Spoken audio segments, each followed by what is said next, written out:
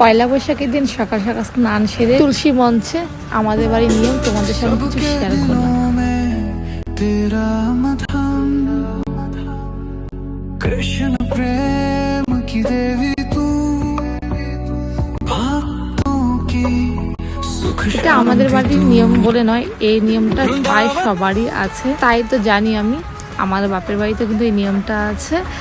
পয়লা বৈশাখের দিন পূর্বপুরুষের নামে একটা মাছ ধরে জল নিবেদন করা হয়। ছোটবেলা মাকে দেখতাম, মা এই নিয়মটা করতো। অবশেষে সেই দিনটা আমারও আসলো, আমি করছি।